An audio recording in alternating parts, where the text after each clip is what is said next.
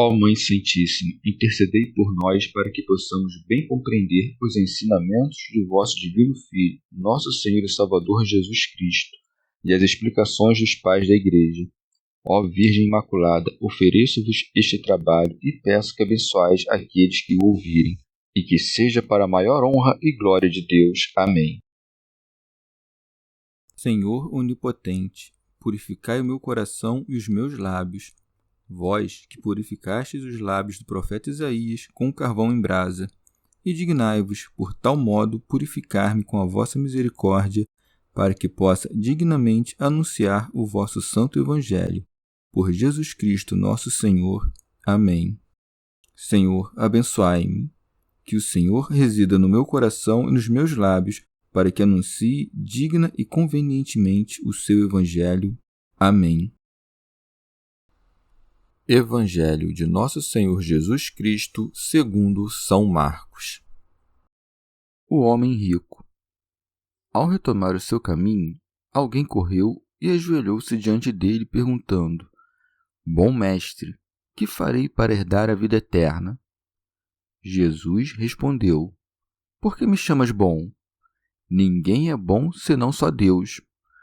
Tu conheces os mandamentos: não mates, não cometas adultério, não roubes, não levantes falso testemunho, não defraudes ninguém, honra teu pai e tua mãe? Então ele replicou: Mestre, tudo isso eu tenho guardado desde minha juventude. Fitando-o, Jesus o amou e disse: Uma só coisa te falta. Vai, vende o que tens, dá aos pobres e terás um tesouro no céu. Depois vem e segue-me. Ele, porém, contristado com essa palavra, saiu pesaroso, pois era possuidor de muitos bens. O perigo das riquezas. Então Jesus, olhando em torno, disse a seus discípulos: Como é difícil a quem tem riquezas entrar no reino de Deus. Os discípulos ficaram admirados com essas palavras. Jesus, porém, continuou a dizer: Filhos, como é difícil entrar no reino de Deus os que confiam nas riquezas. É mais fácil um camelo passar pelo fundo da agulha do que um rico entrar no reino de Deus. Eles ficaram muito espantados e diziam uns aos outros: Então, quem pode ser salvo? Jesus, fitando-os, disse: Aos homens é impossível, mas não a Deus, pois para Deus tudo é possível. Comentários dos pais da Igreja. São Beda. Certo homem ouvira do Senhor que apenas os que querem ser semelhantes aos pequeninos são dignos de entrar no reino dos céus, e por isso pediu que se lhe expusesse não em parábolas, mas claramente pelos méritos de quais obras se poderia alcançar a vida eterna. Por isso se diz: Ao retornar o seu caminho, alguém correu e ajoelhou-se diante dele, perguntando: Bom mestre, que farei para herdar a vida eterna? Teofilacto Diócrida. Admiro-me deste jovem que, enquanto todos os demais se aproximavam de Cristo em função de suas enfermidades, pede o gozo da vida eterna, sendo nociva a paixão da avareza, por conta da qual ele depois se entristeceu. São João Crisóstomo. Uma vez que havia se aproximado de Cristo na qualidade de homem, como o único doutor dos judeus, Cristo respondeu-lhe como homem, por isso se segue. Jesus respondeu: Por que me chamas bom? Ninguém é bom, senão só Deus. Dizendo isto, ele não exclui os homens da bondade, mas da comparação com a bondade divina. São Beda. Por um só é bom, não se deve entender somente o Pai, mas também o Filho, que diz: Eu sou o bom pastor. Mas também o Espírito Santo, pois foi dito: Vosso Pai Celestial dará o Espírito Santo aos que lhe o pedirem. Com efeito, a própria una e indivisível Trindade, o Pai, o Filho e o Espírito Santo, é, sozinha, o único bom Deus. Portanto, o Senhor não nega ser bom, mas dá a entender que é Deus. Não diz não ser o bom mestre, mas testemunha que não há nenhum bom mestre afastado de Deus. Teofilacto Diócrida. Por estas palavras, o Senhor quis elevar mais alto a inteligência do jovem, para que o conhecesse na qualidade de Deus, mas também indicou outra coisa com estas palavras, que, quando deves se reunir com alguém, não deves adulá-lo, mas sim voltar os olhos para Deus, raiz e fonte da bondade, e prestar-lhe honras. São Beda.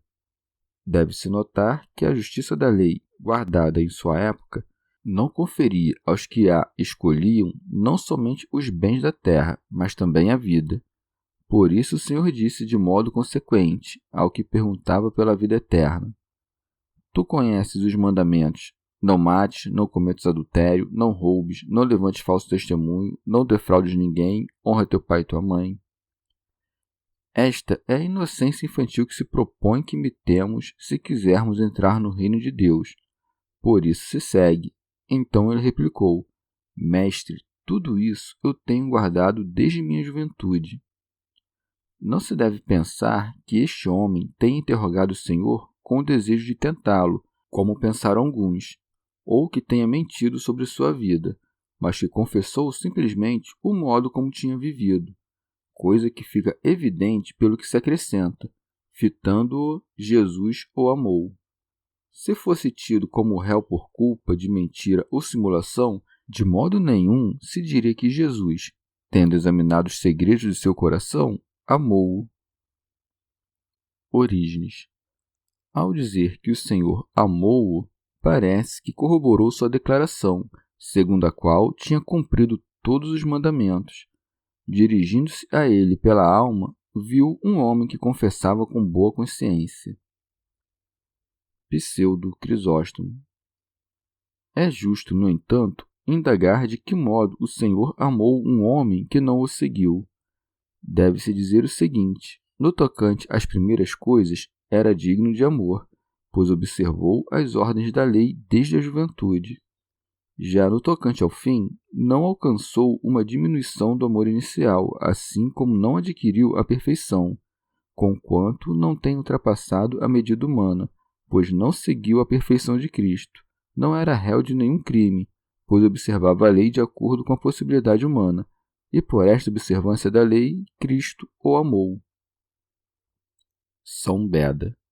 O Senhor ama, com efeito, aqueles que guardam os mandamentos da lei, por menores que sejam, mas, não obstante, mostrou o que faltava na lei àqueles que desejam ser perfeitos.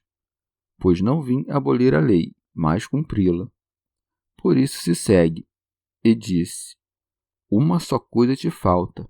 Vai, vende o que tens, dá aos pobres e terás um tesouro no céu. Depois vem e segue-me. Pois quem quiser ser perfeito deve vender o que tem, não em parte, como fizeram Ananias e Safira, mas tudo. Teofilacto Diócrida. E, quando tiveres vendido, deve dá-los aos pobres, não aos histriões e luxuriosos. São João Crisóstomo. Convenientemente, não fez menção da vida eterna, mas do tesouro, dizendo: E terás um tesouro no céu. Uma vez, pois, que o discurso era sobre o dinheiro e a renúncia a tudo, mostrou que tanto mais dará aos que ordenou que renunciassem a tudo, quanto é maior o céu que a terra. Teofilacto Diócrida. Mas, uma vez que há muitos pobres que não são humildes, mas embriagados ou portadores de alguma outra malícia, disse-lhe por isso: Depois vem e segue-me. São Beda. Pois segue o Senhor aquele que é seu imitador e caminha por suas pegadas. Segue-se. Ele, porém, contristado com essa palavra, saiu pesaroso. São João Crisóstomo. E o evangelista acrescenta a causa da tristeza, dizendo: Pois era possuidor de muitos bens. Pois não se comovem do mesmo modo quem possui pouco e quem possui muito. Com efeito, o abandono das riquezas adquiridas acende uma maior chama de cobiça. Segue-se. Então Jesus, olhando em torno, disse a seus discípulos: Como é difícil a quem tem riquezas entrar no reino de Deus. Teofilacto Diócrida. O Senhor não disse isso por serem as riquezas algo de mal, mas são maus os que a possuem para conservá-las. Convém, pois, não as possuir, isto é, retê-las e guardá-las, mas utilizá-las nas coisas necessárias e no serviço dos homens. São João Crisóstomo. O Senhor disse isso aos discípulos, pessoas pobres e que não possuíam nada, instruindo-os a não se envergonharem da pobreza. E respondeu, como que dando-lhes uma justificativa, por ter-lhes permitido ficar sem nada.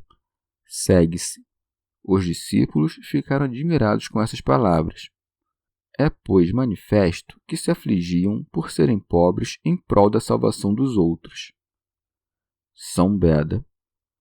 Uma vez que há muita distância entre possuir e amar o dinheiro, razão pela qual Salomão não disse quem possui, mas quem ama as riquezas não tirará delas fruto. O Senhor explicou aos discípulos assombrados as palavras da sentença anterior, por isso se segue. Jesus, porém, continuou a dizer: Filhos, como é difícil entrar no reino de Deus os que confiam nas riquezas. Onde se deve notar que não disse ser impossível, mas quanto é difícil. Com efeito, o que é impossível não se pode fazer de modo algum. Já o que é difícil se pode com trabalho. São João Crisóstomo. Ou, dizendo difícil, mostrou ser impossível, não de um modo absoluto, mas com certo esforço. E mostrou isso com um exemplo dizendo: é mais fácil um camelo passar pelo fundo da agulha do que um rico entrar no reino de Deus. Teofilacto Diócrida. Deve-se entender por camelo ou o próprio animal ou aquela corda grossa usada pelos grandes navios. São Beda. De que maneira, pois, José de Arimateia, no Evangelho de Mateus, ou muitos ricos no Antigo Testamento, entraram no reino de Deus, senão porque aprenderam a encarar as riquezas como um nada ou a abandoná-las completamente sob a inspiração do Senhor? Já no sentido mais elevado, é mais fácil o Cristo sofrer por aqueles que ama do que poderem ser convertidos os amantes deste mundo. Pelo termo camelo, quis que compreendêssemos ele mesmo, pois carregou o peso de nossas enfermidades. Pelo fundo da agulha, denominou as grandes aflições da paixão, pela qual dignou-se, de algum modo, de reparar a veste rasgada de nossa natureza. Segue-se.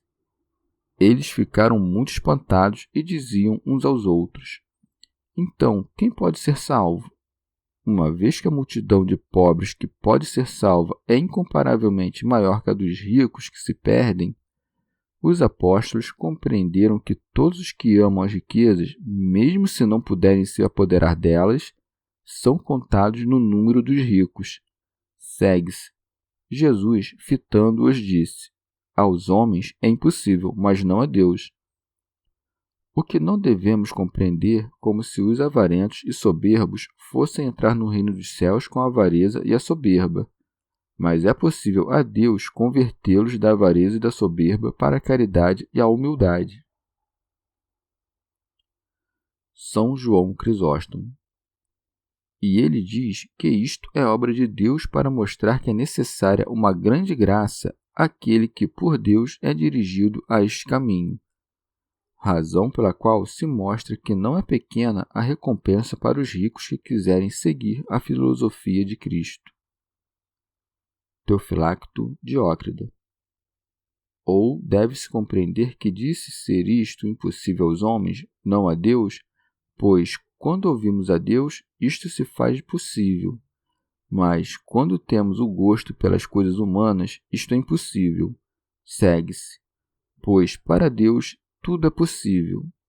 Quando diz tudo, compreendas os entes. O pecado não é um ente, pois é uma coisa sem essência e sem substância. Ou, de outro modo, o pecado é próprio não da virtude, mas da fraqueza. E por isso o pecado, assim como a fraqueza, é impossível a Deus. Mas, acaso pode Deus fazer com que aquilo que foi feito não tenha sido feito? a que se responde que Deus é a suma verdade. Ora, fazer que algo que foi feito não tenha sido feito é falso. De que maneira, pois, a verdade fará o falso? Antes disso, destruirá sua própria natureza, como dizem alguns. Acaso Deus pode não ser Deus? Isto é, com efeito, ridículo. Chegamos ao fim de mais um dia de comentários da Catena Áurea. Muito obrigado por ficarem até aqui, que Nossa Senhora derrame suas graças sobre nós e até amanhã.